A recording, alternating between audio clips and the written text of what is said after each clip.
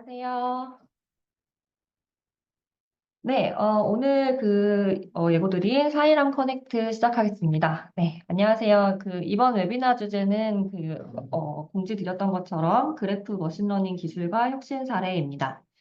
최근 아마 챗GPT 같은 이제 생성형 AI라고 하죠. 이런 것들 통해서 뭐 인공지능, 머신러닝, 기계학습 이런 말들 이제 너무 익숙하게 많이 들어보셨을 텐데, 그러면 또 그래프 머신러닝은 뭔지, 그리고 이거를 통해서 또 이제 지금 갖고 계시는 현업의 문제는 어떤 식으로 해결할 수 있는지 저희가 실제 사례를 통해서 소개하도록 하겠습니다. 네, 오늘 진행 순서이고요.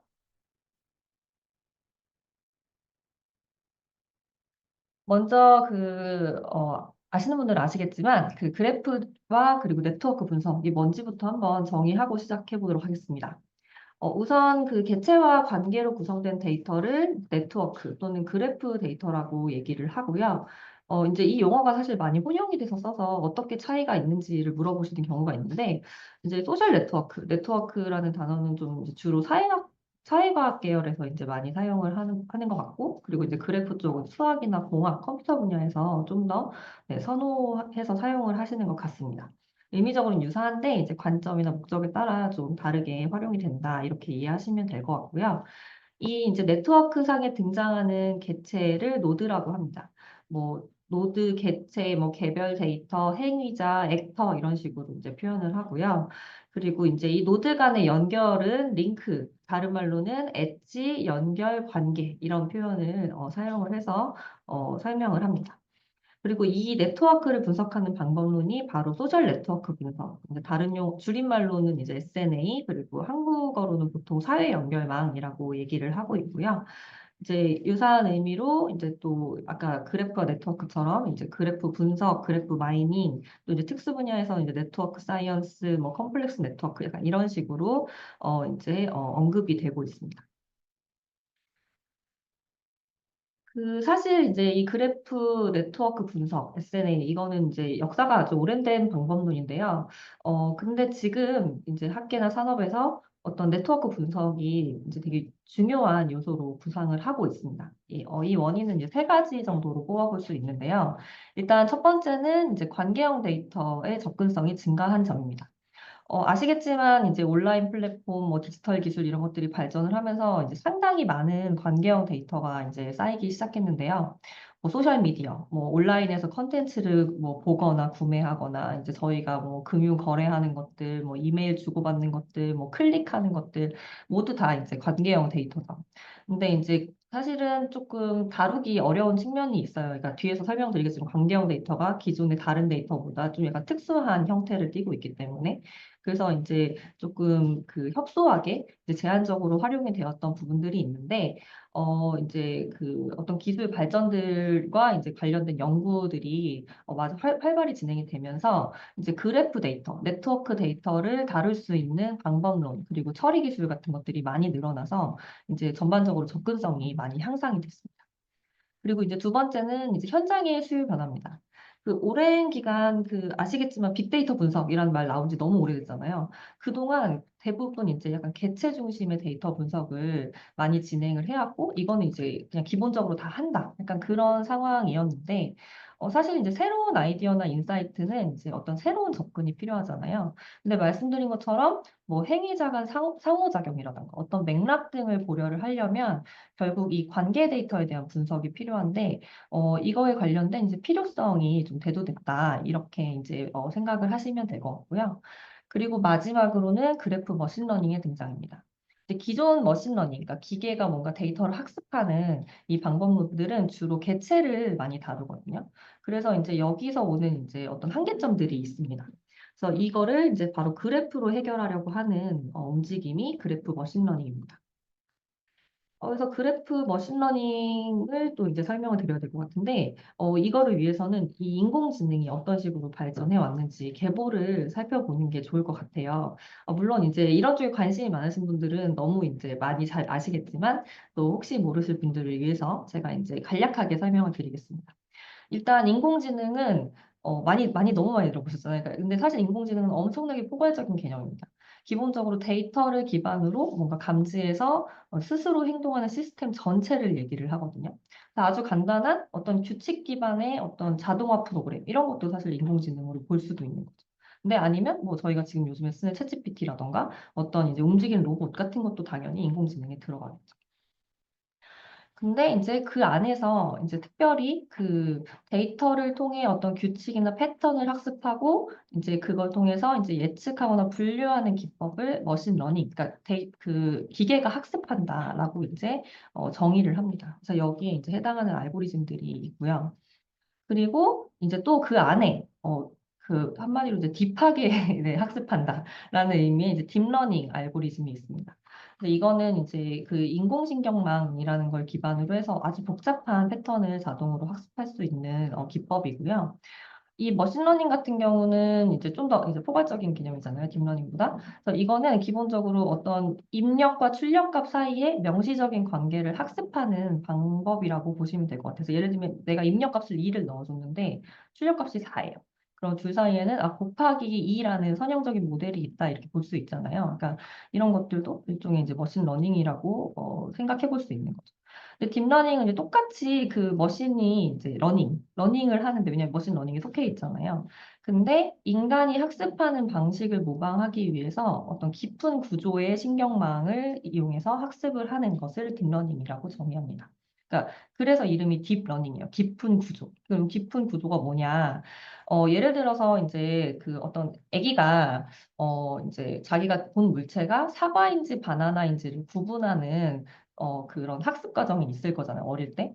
근데 이때, 이제 아이의 눈으로 본, 그리고 코로 냄새를 맡고, 이제 입으로 먹어보고, 피부로 촉감을 느끼고 하는 이런 감각기관을 통해서 수집한 어떤 이 물체의 특성이 있을 텐데, 이 특성이 이제 뇌의 수많은 뉴런을 거쳐서, 네, 뉴런을 막 엄청나게 복잡한 그 구조를 거쳐서 처리가 되고, 최종적으로는 어른이 이제 피드백을 주는 거. 그러니까 한마디로 정답이죠. 정답을 이제 대조해서 이 구분 능력을 학습을 하게 됩니다. 이 딥러닝도 이 뇌의 구조랑 비슷하게 입력 데이터를 그 다수의 뉴런, 인공 뉴런에 이제 층층이 전달하면서 그러니까 층층이 그래서 깊은 구조로 학습을 하는 방식을 이제 딥러닝이라고 하고요. 그래서 이제 오른쪽에 그림이 하나 있는데 이게 이제 머신러닝과 딥러닝의 차이를 설명을 좀 유명한 그림이에요. 그래서 지금 대충 보셨을 때 이 머신러닝 쪽에는 이 학습 모델이라는 이제 이 부분이 이제 알고리즘에서 하는 역할일 거고 딥러닝은 이제 이런 인공 신경망이 이제 존재하는 그런 형태로 되어 있는데 보시면 이제 딥러닝 쪽에는 이 입력과 출력 사이에 어떤 이제 깊은 구조의 이제 여러 개의 깊은 층으로 구성된 이제 학습의 그 아키텍처가 존재합니다. 그래서 예를 들어서 이제 자동차의 어떤 특성, 그러니까 뭐 색상, 소재, 크기 등의 어떤 특성을 입력을 시켜가지고 이게 자동차다라는 거를 기계한테 학습시킨다고 가정을 해볼게요.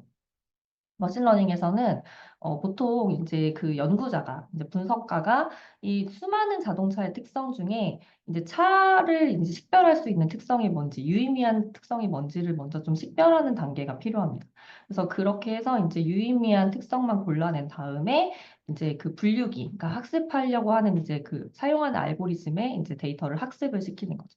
그러면 이제 이 머신러닝 알고리즘에서는 입력된 이 특성과 차라는 이 정답값의 어떤 관계 패턴을 학습을 해서 나중에 어떤 물체의 특성이 새로 들어왔을 때 이게 차냐 아니냐를 분류를 할 수 있게 됩니다. 근데 딥러닝에서는 그냥 일단은 모든 이 물체의 특성을 다 때려 넣어줘요. 뭘 골라내지 않아요. 그러고 난 다음 그런데 이제 이 딥러닝에서는 이렇게 들어온 특성을 이 말씀드린 이 층층이 연결된 뉴런에 이제 전달하고 이제 주고받으면서 그 결론적으로는 최종적으로 이 자동차가 예측 결과로 나오는데 기여한 어떤 전달 경로의 가중치를 높이도록 학습을 하게 되어 있습니다. 그러니까 처음에는 이제 뭐 색상, 소재, 크기 이런 것들이 이제 다 이렇게 똑같은 비중으로 들어가서 이제 학습을 시작하지만 최종적으로는 이 차를 분류하는 데 유의미한 역할을 하는 특성 쪽에만 좀 더 이제 반영의 가중치를 높이도록 자동으로 얘가 계속 반복 학습을 하면서 자동으로 이제 모델이 학습이 되는 거죠. 그래서 이제 머신러닝처럼 그 사람이 직접 유의미한 특성을 고르는 그런 추출 단계가 필요 없고, 사실 딥러닝은 데이터가 많으면 많을수록 성능이 좋아지게 되어 있습니다.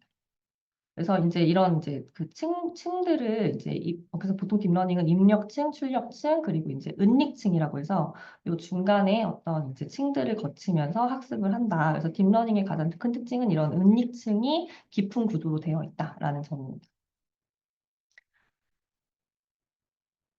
네, 그리고 이제 그래프 정보나 구조를 활용해서 데이터를 학습하는 그래프 머신러닝이 있습니다. 이게 이제 오늘의 주제고요. 그래서 이제 위치를 보시면 일단 데이터를 학습하기 때문에 머신러닝에 들어가요. 들어가는데 이제 이거는 딥러닝 아키텍처, 그러니까 그 깊은 구조의 인공신경망을 활용하는 알고리즘도 있고 아닌 경우도 있기 때문에 이렇게 딥러닝과 교차점을 가지는 위치에 이렇게 존재하게 됩니다. 이 그래프 머신러닝을 그러면 왜 해야 되나? 네, 어차피 머신러닝이 있고 딥러닝인데 굳이 그래프 머신러닝이 필요한 이유가 뭘까를 이제 말씀을 한번 드려보면 일단 그래프 머신러닝은 그 기존 머신러닝의 성능을 높여줄 수 있는 마지막 퍼즐이라고 생각하시면 됩니다. 왜냐하면 일단 기존의 머신러닝에서 사용하지 못하는 관계 데이터를 추가로 활용을 하거든요. 그래서 더 정교한 결과를 얻을 수 있고, 그리고 이러면서도 또 이제 또 관계만 보는 게 아니라 그 기존에 원래 사용되던 개체 속성을 같이 결합해서 보기 때문에 한마디로 내가 활용할 수 있는 모든 데이터를 사용할 수 있는 방법론이다. 이렇게 생각을 하시면 될 것 같습니다. 그래서 뭐 예를 들면은 어떤 통신사, 네, 요즘 지금 SKT가 되게 타죠. 네. 이 통신사에서, 우리 고객이 이제 이 서비스를 해지할지 여부를 예측을 해보는 어떤 모델을 만든다고 가정을 해볼게요. 기존 같으면 이제 이 유저의 어떤 거주 지역, 나이, 성별, 뭐, 얼마나 쓰고 있는지, 얼마나 써왔는지, 이런 것들을 가지고 이제 다른 유저들과의 어떤 그 통계를 내가지고 이 사람이 해지 가능성이 얼마다. 약간 이런 식으로 이제 모델을 보통 만들어 왔는데, 사실은 이제 이런 통신사의 고객 데이터에서 또 중요한 거는 누구와 통화를 많이 하는가잖아요. 그러니까 고객 간의 관계 데이터가 사실은 되게 유의미한 그 정보를 담고 있음에도 불구하고 예전에 이제 그 머신러닝 모델에서 그런 거를 다루기가 어려웠던 거죠. 근데 여기에 플러스로 이 사람이 그 자사 고객이랑 많이 통화를 하는지 타사 고객이랑 많이 통화를 하는지 이런 통화 관계. 특히 이제 예전에는 왜 막내 그 통화는 훨씬 더 통화료가 저렴했거든요. 그러니까 그런 부분들을 생각을 해보면 이게 대단히 이제 유의미한 결과를 낼 수 있는 정보가 되는 거죠. 그래서 이런 것들을 이제 함께 분석을 하게 되면은 보다 정교한 예측, 그러니까 기존에는 누락되었던 정보들까지도 이용할 수 있기 때문에 좀 더 예측의 성능이 좋아지는 그런 결과를 얻을 수가 있습니다. 네, 그래서 이 그래프 머신러닝은 이제 크게 세 가지로 접근을 할 수 있는데요. 먼저 이제 그 첫 번째는 그 개체의 관계적 특성을 일반적인 머신러닝 알고리즘으로 학습하는 방식입니다. 그러니까 뭐 예를 들면 이제 그 네트워크 분석에서 자주 쓰는 이제 중요도 분석, 그러니까 센트럴리티라던가 커뮤니티 분석 이런 이제 결과값을 그냥 일반적인 머신러닝 알고리즘에 활용을 하는 거예요. 다른 이제 노드의 속성이랑 같이 결합시켜서. 그래서 이거는 이제 그냥 그 개체가 가지고 있는 어떤 강제적 특징만을 활용하는 이제 가장 낮은 수준의 그래프 머신러닝 접근 방식이라고 보시면 될 것 같고요. 두 번째는 이제 그래프 인베딩입니다. 어, 일단 이것도 아시는 분들은 당연히 아시겠지만 제가 좀 더 첨언을 해보자면 일단 인베딩이라는 거는 그 고차원, 그러니까 또는 이제 비정형 데이터가 이제 의미가 보존이 되도록 낮은 차원, 저차원의 벡터 공간에 매핑을 하는 걸 의미를 하고요. 이제 벡터는 방향과 크기를 가지는 수치 집합인데 예를 들어서 그 수학에서 좌표 평면상의 그 XY 좌표 이런 이제 개념 있잖아요. 이게 바로 대표적인 2차원 벡터입니다. 그래서 가로, 세로, 이제 X, Y 좌표를 통해서 그 어떤 개체의 위치를 딱 찍어줄 수 있는데, 이때 그 개체의 위치는 이제 뭐 3,4 이런 식으로 이제 우리가 표현하잖아요. 이게 바로 이제 대표적인 벡터의 예시이거든요. 그래서 이제 그래프 인베딩 같은 경우는 어떤 개체 간의 관계 정보를 저차원 벡터로 표현하는 기술입니다. 그래서 원래는 이제 노드 A와 뭐 B의 연결 관계는 되게 복잡한 이제 행렬 데이터로 이제 원래 표현이 되어 있는데 이거를 되게 이제 그 축소해서 표현할 수 있는. 이건 뒤에서 그 핵심 기술 파트에서 다시 한번 설명을 드리겠습니다. 그리고 세 번째는 그래프 신경망입니다. 이거는 이제 그래프 자체를, 그러니까 관계 구조, 노드, 링크 속성 등을 다 한 번에 이제 딥러닝 아키텍처에 학습을 시켜주는 방식입니다. 역시 이것도 뒤에서 좀 더 자세히 설명을 드리겠습니다. 결론적으로 이제 그 그래프가 가지고 있는 정보를 어느 정도로 직접적으로 활용을 할 거냐, 그리고 필요한 최종 결과가 뭐냐에 따라서 이제 접근의 방법이 좀 나뉜다, 이렇게 이해하시면 될 것 같고요. 그러면 이제 이 그래프 머신러닝의 핵심적인 기술 세 가지를 설명을 드리겠습니다. 먼저 첫 번째로 그래프 인베딩인데요. 그래프 인베딩은 아까 앞에서 잠깐 언급했지만 그 그래프 데이터를 숫자로 된 벡터로 이제 변환하는 작업을 의미합니다. 이제 그래프 데이터 같은 경우는 이제 시각화된 결과도 이게 보시는 것처럼 이제 되게 막 이렇게 서로 막 얽혀 있고 막 되어 있잖아요. 근데 사실은 이 데이터는 일반적인 머신러닝 분석, 그러니까 지금 머신러닝 분석이 엄청나게 발전하고 핫하게 이제 적용이 되고 있는데 이 그래프 데이터는 거기에 바로 사용하기가 어려운 형태예요. 왜냐하면 머신러닝 분석에 사용하는 데이터는 이제 아까 앞에서도 계속 강조드렸지만 개체 데이터, 그러니까 뭐 고객 정보, 상품 정보, 뭐 컨텐츠 정보, 뭐 이런 약간 어떤 개체들의 특성이 저장된 형태의 데이터를 주로 사용을 하는데 링크 데이터는 아시겠지만 이제 시작점과 도착점이 있는 이제 그러니까 기준점이 두 개가 되는 거죠. 쌍 데이터이고 보통 이거를 표현할 때는 이제 이런 행렬 데이터로 표현을 합니다.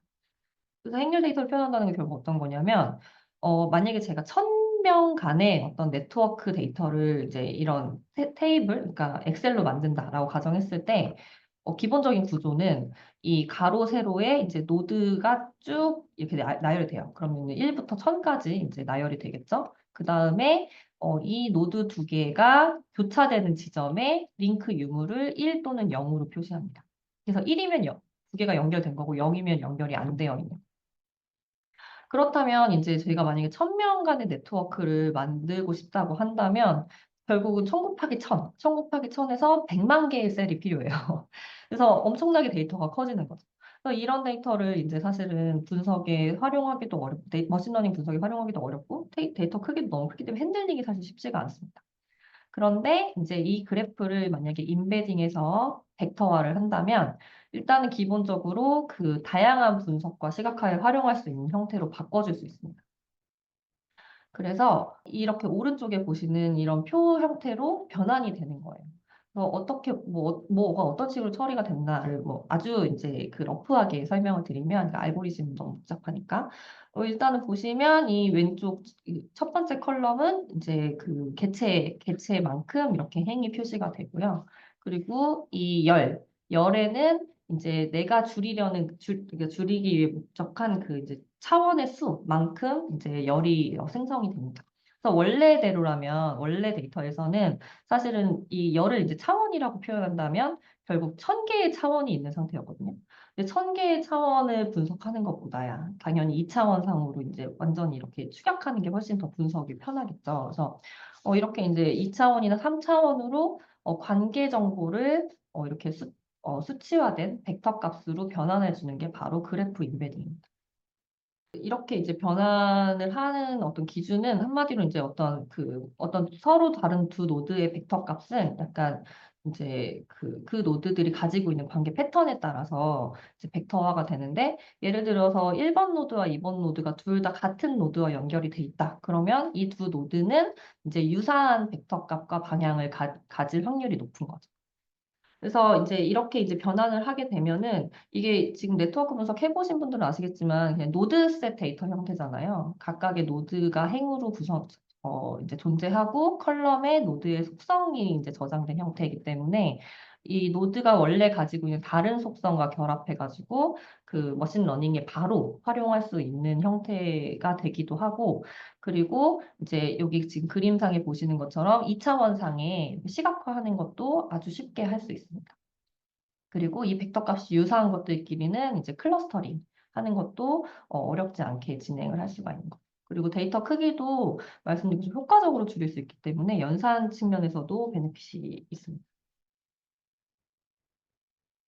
네, 그리고 두 번째는 이제 그래프 신경망인데요. 그래프 신경망은 이제 그래프 뉴럴 네트워크, 이걸 줄여서 이제 GNN이라고 보통 얘기를 하고요. 이거는 이제 그래프 데이터를 딥러닝 아키텍처 학습시키는 방식을 의미합니다. 여기에서도 이제 그래프 임베딩 기술이 이제 내부적으로 사용이 되고요. 이 GNN은 기본 가정이 이제 연결된 노드 간에는 특성 간의 어떤 연관성이 존재한다라는 가정을 좀 기반합니다. 그래서 이제 특성과 연결 구도를 함께 학습하는데 그림으로 좀 설명을 드릴게요. 일단 먼저 그 빨간 노드의 특성을 이제 연결된 이웃 노드의 특성을 모아서 업데이트를 합니다. 그러면 이 노드의 특성에는 자기가 원래 갖고 있던 특성과 이제 이웃 노드들의 특성을 이제 같이 이렇게 집계한다고 하는데, 네, 집계해서 가지고 있게 되는 거죠. 그래서 이 작업을 모든 노드에 대해서 이제 하게 되면은 각 노드는 모두 자기와 연결된 이웃 노드의 특성들을 가지고 있게 됩니다. 이 데이터를 학습을 하게 되면 결론적으로 노드들이 원래 가지고 있던 특성에 플러스 1단계로 연결된 어떤 구조적 특성까지 같이 활용을 할 수 있게 되는 거죠. 그래서 만약에 여기서 이제 다시 한번 네, 이 상태에서 지금 다 연결된 1단계 것까지 같이 가지고 있는 이 상태에서 다시 한번 빨간 노드의 특성을 업데이트 한다면 이제 어떻게 될까요? 이때는 빨간 노드의 이웃들, 그러니까 이 옆에 있는 이 이웃들도 이미 자기와 연결된 다른 이웃들의 특성을 가지고 있는 상태이기 때문에, 근데 이거를 다시 또 빨간 노드에서 가지고 오는 거잖아요. 그러니까 결론적으로 이 빨간 노드의 특성에는 바로 연결된 이웃의 정보뿐만 아니라 한 단계 더 멀리 떨어진 이웃의 정보까지도 가지고 와서 이제 데이터를 학습을 할 수 있게 됩니다.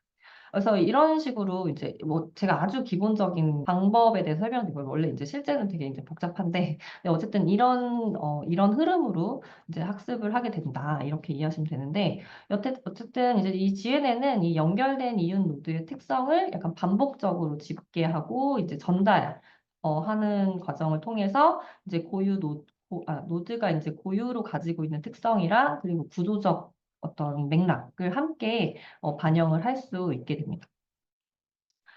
그래서 이제 이러한 장점 때문에 그 기존의 다른 예측 모델에 비해서 성능이나 이런 부분이 되게 이제 잘 나오는 경우가 많거든요. 그래서 이제 최근 뭐 5년에서 한 10년 사이에 이제 다양한 분야에서 이제 GNN의 활용이 점점 늘어나고 있고, 이제 오른쪽에 이 그림을 보시면, 실제로 이거는 이제 한 논문에 실린 그 연구 동향 분석 결과인데요. 이제 바이오 분야에서 이제 약물 조합을 예측하는 연구 중에서 이제 GNN 활용 비율이 얼마나 되는지를 조사한 사례입니다. 그래서 기본적으로 이제 이게 그러니까 뭔가를 예측하는 연구들의 이제 케이스 건수를 조사한 건데, 2018년부터 일단은 예측 관련된 연구가 많이 증가를 했고, 그리고 그중에서도 2020년부터는 GNN을 활용한 연구가 이렇게 이제 크게 증가한 걸 확인할 수가 있습니다. 이 그래프 신경망은 이제 그 세 가지의 어떤 문제를 해결하는 데 많이 사용이 되는데요. 일단 첫 번째는 그 노드의 특성을 예측해서 보완하거나 이제 분류하는 데 활용이 됩니다. 예를 들어 이제 소셜미디어에서 알려진 그 정치 성향이 알려진 유저들과 그 사람들의 팔로우 네트워크를 같이 학습을 해서 예측 모델, 분류 모델을 만들었다고 가정할게요. 그러면 이 모델을 가지고 그 중간중간에 정치 성향을 잘 모르겠는 유저들도 있을 거잖아요. 그 유저들의 값은 이제 일종의 결직죠. 결직치는 채우고, 그리고 새롭게 가입한 유저들의 어떤 성향도 예측을 하는데 활용할 수 있습니다. 그리고 이제 두 번째는 그 링크 예측. 이거는 이제 노드 쌍간에 링크가 존재할지를 예측을 하는 방법이고요. 이거는 이제 노드별로 이제 인베딩을 하고, 이 노드 쌍간의 그 벡터의 유사도를 이제 계산을 합니다. 그래서 이 노드 쌍간의 유사도와 그리고 이제 이 노드 쌍간에 실제 링크가 있는지 없는지를 학습을 해서 모델을 구성해요. 그래서 예를 들면 유사도가 높을수록 뭐 링크가 있더라. 약간 이런 식의 어떤 관계를 학습을 할 수 있겠죠. 그래서 이제 이 모델을 가지고 아직 연결이 없는 노드 사이에 링크가 생길 가능성을 이제 예측을 하는데 활용할 수 있습니다. 그래서 대표적인 이제 응용 사례가 상품이나 컨텐츠를 추천하고 그리고 이제 소셜미디어 상에 뭐 알 수도 있는 친구 이런 거 막 나오잖아요. 이런 게 사실 이제 이런 기법을 활용을 해서 제공되는 서비스입니다. 그리고 이제 마지막으로 이제 그래프 자체를 분류하는 목적으로도 활용이 되는데요. 이거 같은 경우는 이제 모든 그 그래프 안에 특성과 관계 구조를 고려해서 인베딩을 하고 이거를 다시 하나의 인베딩 벡터로 출력합니다. 그래서 결론적으로 그래프 하나에 이제 하나의 인베딩 벡터가 나오는 형태로 이제 데이터를 이제 변환하고요. 그 다음에 이것과 이제 정답 값을 함께 학습시키는데 예를 들면 이제 그 어떤 화학 바이오나 이제 뭐 헬스케어 이런 분야에서 네, 특정 어떤 분자 구조가 그 물질의 분자 구조가 그 어떤 암에 효과가 있다고 알고 있어요, 우리가. 그래서 A라는 뭐 여러 가지 분자 구조가 있겠죠. 그래서 그게 이제 효과가 있다고 알려졌다면 이 분자의 그래프 구조를 이제 인베딩을 하고요. 그리고 효과 있음이라는 요 정답값을 함께 학습을 시켜서 모델을 만듭니다. 그리고 나중에 어떤 새로운 물질이 뭔가 이제 개발이 됐을 때 이게 이 암에 효과가 있을지 가능성을 탐색해 보기 위해서 이 물질의 분자 구조를 그 아까 앞에서 학습한 모델에 넣어주는 것. 그러면 이 물질의 구조가 이제 구조의 구조를 봤을 때 이 암에 효과가 있을 것 같다, 없을 것 같다라는 이제 이런 분류 결과가 나타나게 됩니다. 그래서 이제 이 그래프 분류 같은 경우는 이제 문서의 어떤 키워드 연결 구조를 토대로 이 문서의 주제나 뭐 종류를 분류하는 데 활용을 한다거나 또는 이제 특정 어떤 소스 코드의 어떤 시퀀스 구조가 정상이냐 비정상이냐를 이제 판별을 하는데 활용을 할 수 있습니다. 그리고 이제 마지막은 그 그래프를 위한 설명 가능성이라는 이제 개념이고요. 그 기본적으로 그 딥러닝 모델은 아까 이제 보신 것처럼 되게 층층이 연결된 뉴런을 통해서 정보를 처리한다고 말씀을 드렸는데, 이때 이 정보들은 사람이 직관적으로 이해하기 어려운 방식으로 변환이 된다고 합니다. 그러니까 우리가 딱 봐서는 이게 어떤 의미인지를 잘 알 수 없는 네, 그래서 이제 딥러닝 모델은 블랙박스 모델이라고도 많이 이제 얘기를 하는데 이거를 이제 해결하기 위해서, 그러니까 즉 왜 이런 결과가 나왔는지 설명할 수 있도록 하자는 게 바로 설명 가능한 AI, 그러니까 explainable AI라고 하고 줄여서 XAI라고 하는데 하거든요. 근데 이제 그래프 학습도 여기 예외는 아니에요. 그러니까 그래프는 심지어 이제 어떤 변수뿐만 아니라 이 노드가 어떤 노드와 연결이 돼 있는지, 이 노드가 어떤 서브 그래프에 속해 있는지, 이런 이제 예측에 영향을 주는 요인이 더 많거든요. 그래서 사실 쉽지가 않은데, 다행히 이제 좀 다양한 접근 방법이 이제 그 연구가 되고 있고요. 대표적인 방식 하나를 이제 소개를 드리겠습니다. 지금 그 장표에, 여기 이제 왼쪽에 보시면 그림이 하나 있는데, 만약에 이제 어떤 사람이 어떤 운동을 좋아할까를 예측할 수 있는 어떤 그 그래프 모델이 있다고 가정을 해볼게요. 그래서 이제 이거는 이제 사람들 간의 어떤 그 친분 관계와 그 사람이 좋아하는 음, 종목, 그 운동 종목을 학습을 시켰겠죠. 그래서 그림상에서 봤을 때는 이제 이 빨간 노드는 이제 야구를 좋아한다라고 이제 예측을 했고, 그리고 이제 이 초록 노드, 예, VJ죠. 네, 이거 같은 경우는 이제 요트를 좋아할 거다라고 예측을 한 상황이에요. 그래서 원래 이제 그 어떤 분류 모델, 뭐 예측 모델은 이렇게 이제 결과가 나와요. 결과가 이렇게 나오는데, 여기다가 이제 그 설명 모델을 이용을 하면 이 아이한테, 그러니까 그 빨간 노드한테 영향을 준 이제 그 서브 그래프를 이런 식으로 찾아줍니다. 그래서 이 사람이 이제 그 야구로 예측되는데 영향을 크게 준 관계를 이제 얘가 이제 다 분석을 해서 찾아주게 되고, 그래서 그 결과를 봤을 때는 이 사람과 이제 연결된 사람들 중에 약간 이렇게 구기 종목을 좋아하는 사람들이 많고, 네. 약간 야구가 아니네요. 농구였군요. 네, 구기 종목을 좋아하는 사람이 많기 때문에 이런 결과가 나왔다라는 걸 우리가 이제 직관적으로 이해할 수 있는 거죠. 그리고 이제 이런 그 연결된 구조를 통해서 이제 예측의 기여도가 높은 서브 그래프나 관계가 뭔지를 알 수도 있고, 그리고 이제 노드의 특성 단위로 이제 어떤 특성이 이 사람의 어떤 결과값을 예측을 하는데 기여를 했다라는 이제 어떤 일종의 변수 중요도를 이제 확인할 수 있는 그런 기법들도 연구가 되고 있습니다. 네, 그래서 이렇게 이제 앞에서 보시는 것처럼 그래프 머신러닝은 이제 다양한 이제 기술과 그리고 이제 약간 네, 다양한 기술도 이제 좀 이렇게 막좀 확대 발전되고 있는데요. 이번에는 그 실제로 이 그래프 머신러닝이 이제 분야별로 어떻게 이제 적용이 되어 왔는지 저희가 논문 연구 사례를 조사해서 소개를 드리도록 하겠습니다. 이 부분은 저희 남윤중 연구원이 이어서 진행하겠습니다. 네, 안녕하세요. 네, 이어서 세션 3, 산업 분야별 연구 사례를 소개할 사이럼의 남윤종 연구원입니다.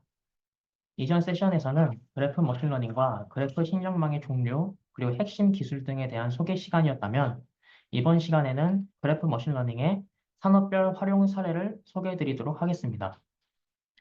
최근 그래프 기반 네트워크 분석은 전통적인 통계나 규칙 기반 접근으로는 어려웠던 문제들을 해결하는데 큰 가능성을 보여주고 있었습니다.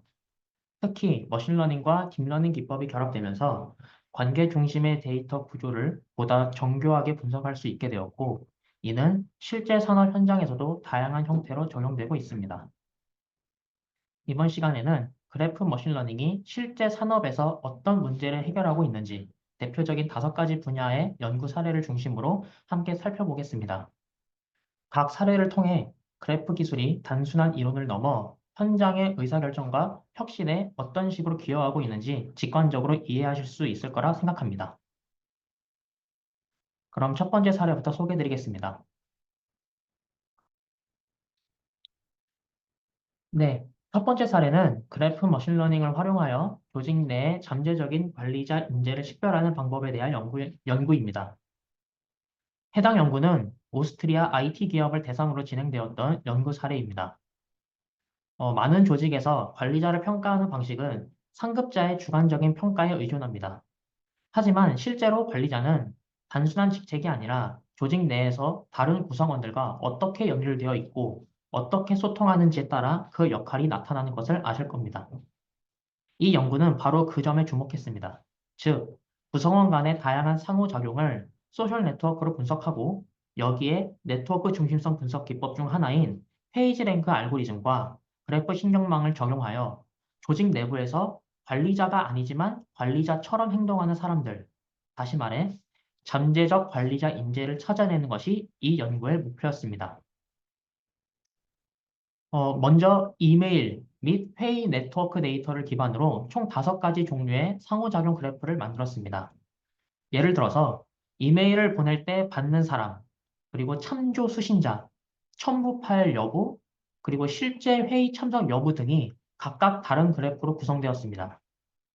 이 그래프에서 각 구성원이 얼마나 중요한 위치에 있는지를 페이지 랭크를 통해 수치화했고, 그 외에도 직원의 부서, 직무 등 텍스트로 표현된 속성을 워드 투백 기법으로 벡터화하여 모델 학습에 사용했습니다.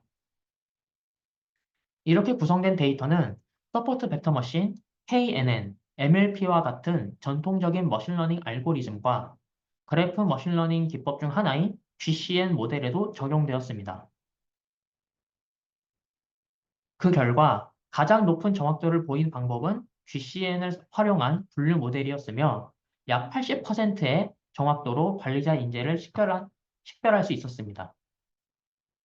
특히 페이지 랭크와 워드 투백을 함께 사용한 모델에서 큰 성능을 확인할 수 있었는데 이는 단순한 구조적 연결만이 아니라 텍스트 기반의 의미 정보도 인재 식별에 중요한 역할을 한다는 것을 의미합니다. 정리하자면 이 연구는 조직 내 구성원 간의 연결 구조와 상호작용 패턴을 분석함으로써 기존 인사평가의 한계를 극복하고 객관적인 기준으로 관리자 후보를 식별할 수 있는 가능성을 제시하였습니다. 또한 향후 이메일 내용 분석이나 სიმ랭크, 카츠 센트럴리티 등 다양한 네트워크 지표를 활용한 후속 연구도 제안되고 있습니다.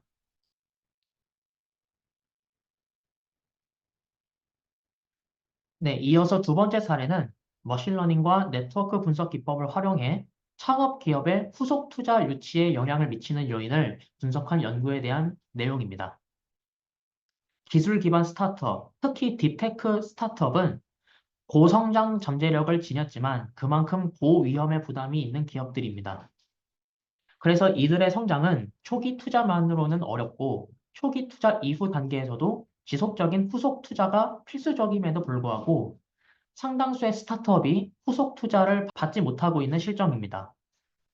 따라서 이 연구는 후속 투자에 영향을 미치는 다양한 요인을 정량적으로 분석함으로써 보다 효과적인 창업 생태계 지원 전략 수립에 기여하고자 연구가 진행되었습니다. 즉, 어떤 창업 기업이 후속 투자를 잘 받는지에 대한 해답을 머신러닝 모델을 통해 발견하고자 하는 것이 연구의 목적이었습니다. 위 연구는 팁스 프로그램에 참여한 기술 창업 기업 885개사를 대상으로 분석을 진행했습니다. 먼저 분석에 대한 설명을 드리기 전에 팁스 프로그램에 대한 간단한 설명을 하고 넘어가겠습니다. 이 팁스 프로그램이란 우수한 기술 아이템을 가진 초기 기술 기업이 사업을 성장시킬 수 있도록 민간과 정부가 함께 투자 및 지원을 하는 프로그램입니다.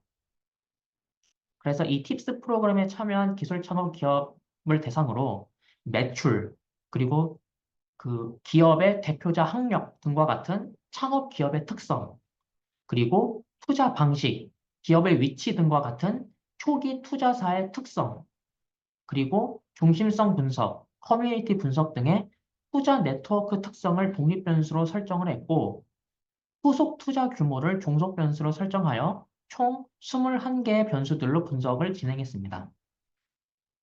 분석 방법으로는 로지스틱 회귀 분석, 서포트 벡터 머신, 랜덤 포레스트 등의 총 7가지 머신러닝 알고리즘을 활용했고, 특히 네트워크 분석에서 연결 중심성, 근접 중심성, 커뮤니티 소속 여부 등의 지표를 모델에 포함시켰습니다. 분석 결과는 랜덤 포레스트 모델의 경우 정확도가 81%까지 상승하였고, 이를 통해 투자 네트워크 정보를 포함한 모델이 단순 기업 정보만 활용한 모델보다 예측력이 더 높은 것을 확인할 수 있었습니다. 그리고 화면에서도 보이시는 이 변수 중요도를 분석한 결과 가장 중요한 변수는 창업 기업이 속한 네트워크 커뮤니티였습니다. 이는 같은 투자자를 공유하거나 네트워크 상에서 연결된 기업들과의 구조적인 위치가 그 기업의 후속 투자 가능성을 높인다는 것을 의미합니다. 이로써 전통적으로 중요하다고 여겨진 대표자의 학력, 초기 투자사의 유형보다는 매출 규모와 네트워크 상의 위치가 후속 투자 유치에 더 큰 영향을 미친 것으로 나타났습니다.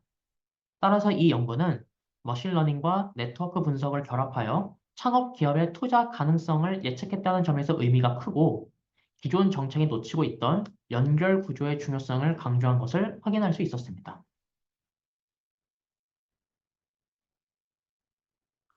네, 그 다음 세 번째 사례는 GCN 그래프 신경망 알고리즘과 자카드 유사도를 활용해 악성 코드를 탐지한 연구 사례입니다. 최근에 국내 통신사의 유심 해킹 사건으로 인해 보안 이슈가 대두되었고 아마 가장 관심 있는 연구 사례가 되지 않을까 싶은데요. 요즘 악성 코드가 점점 더 정교해지고 고도화되고 있습니다. 특히 파일리스 악성 코드는 디스크에 흔적을 남기지 않고 메모리에서 실행되기 때문에 전통적인 백신으로는 탐지가 어렵다는 특징을 갖고 있습니다. 이 연구는 이러한 악성 코드 탐지의 한계를 극복하기 위해서 딥러닝과 그래프 기반 방법을 결합한 새로운 탐지 기법을 제안하고 있습니다. 이 연구에서는 여러 악성 코드 종류 중 파워쉘 악성 코드로 실험을 진행했습니다. 먼저 파워쉘 악성 코드란 윈도우스 운영 체제에서 기본적으로 제공되는 자동화 도구인 파워쉘을 악용하여 실행되는 악성 스크립트나 명령어를 의미합니다. 스크립트 파일이나 명령어 문자열을 통해 시스템을 조작하여 탐지를 피하면서 악성 행위를 수행할 수 있는 특징을 갖고 있습니다. 그래서 기존의 CNN 기반 탐지 모델보다 GCN을 활용한 탐지 성능이 나아질 수 있는지, 그리고 효과적으로 탐지할 수 있는지를 실험한 연구 사례입니다. 먼저 악성 파워쉘 스크립트를 수집하여 자주 쓰이는 난독화 기법을 제거한 다음 명령어 시퀀스를 벡터화하였습니다. 그 다음 각 스크립트를 이렇게 하나의 노드로 보고 스크립트 간의 유사도를 자카드 유사도로 계산하여 그래프의 연결 정보, 즉 인접 행렬을 만들었습니다. 이렇게 구성한 그래프를 GCN에 학습시켜 악성 여부를 분류하는 모델을 만들었습니다.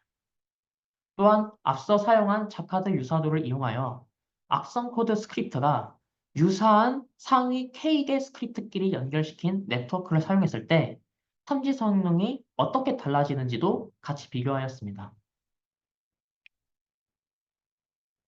네, 결과적으로 기존 CNN 모델이나 단순한 GCN 모델보다 자카드 유사도를 반영한 GCN 모델이 더 높은 정확도를 보였습니다. 특히 악성 코드 스크립트가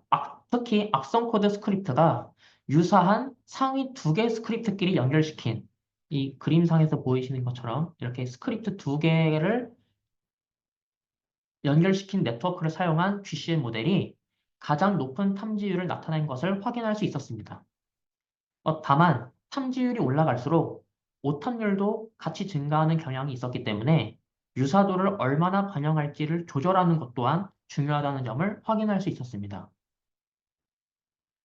이 연구를 통해서 단순히 코드 내용을 분석하는 것이 아니라 다시 말해 스크립트 특성만을 활용하는 것에 그치지 않고 스크립트 간 관계를 같이 반영한 것이 보다 더 정밀한 탐지가 가능하다는 점을 알 수 있는 연구였습니다.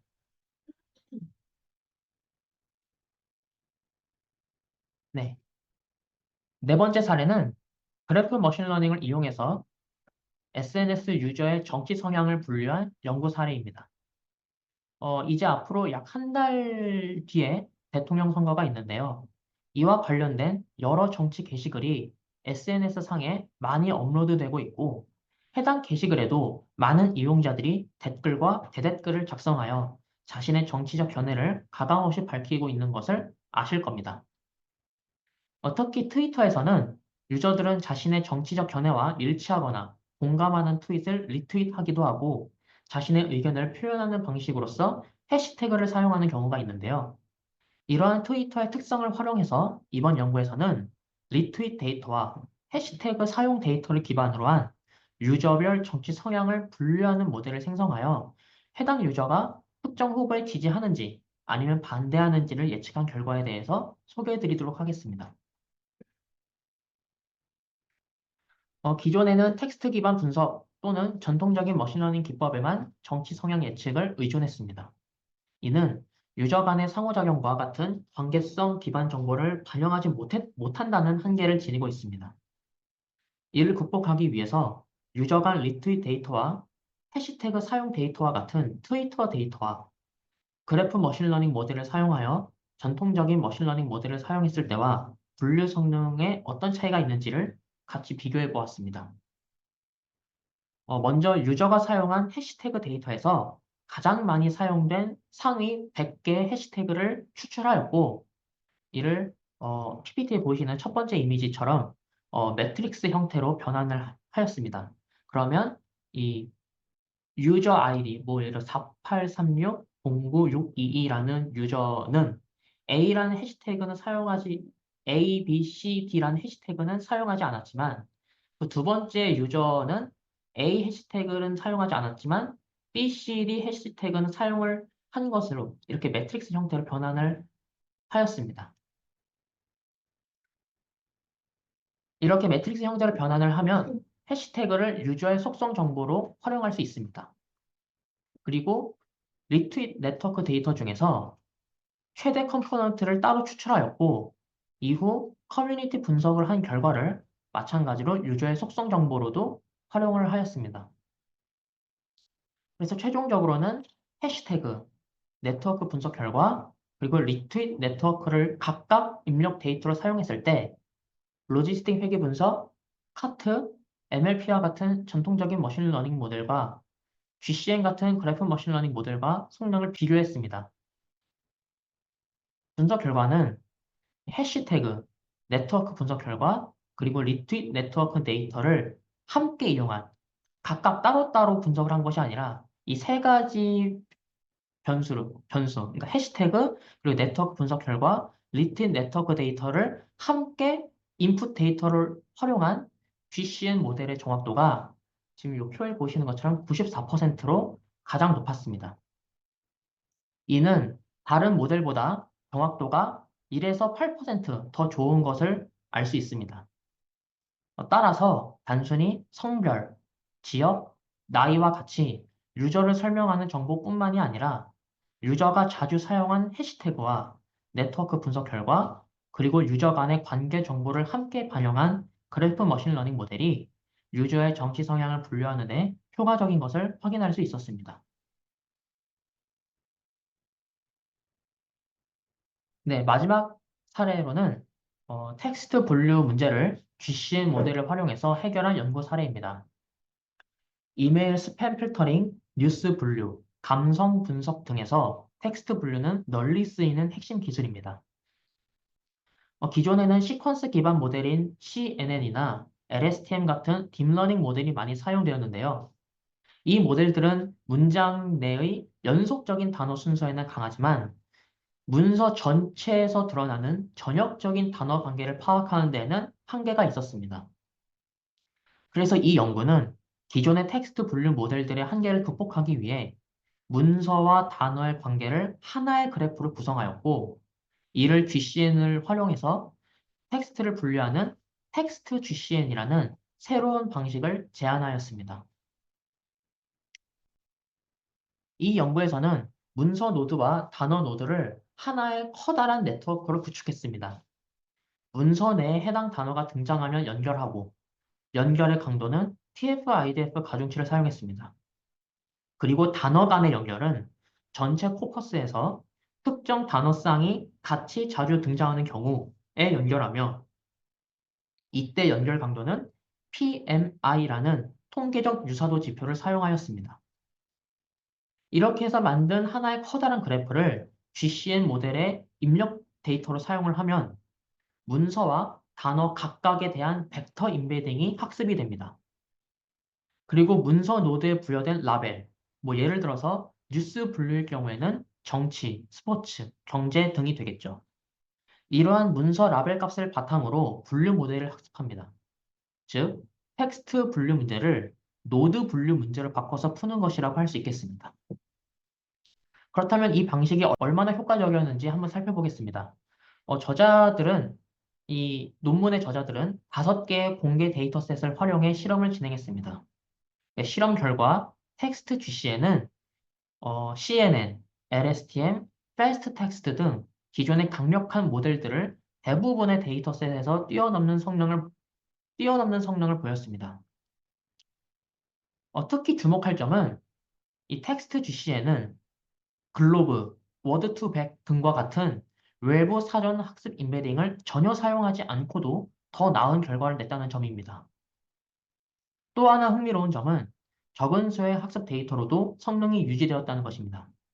전체 문서의 1에서 10% 정도만 라벨링이 되어 있어도 경쟁력 있는 결과를 보였고, 이는 공공 데이터나 라벨 비용이 높은 분야에서 매우 유용한 특성이라고 할 수 있겠습니다. 그래서 이 연구를 통해서 문서와 단어 사이의 관계, 단어 간의 관계를 하나의 그래프 구조로 표현을 하였고, 이를 GCN을 통해 학습하면 전통적인 텍스트 분류 기법보다 더 효율적이고 정교한 분류 성능을 낼 수 있다는 것을 확인할 수 있었습니다.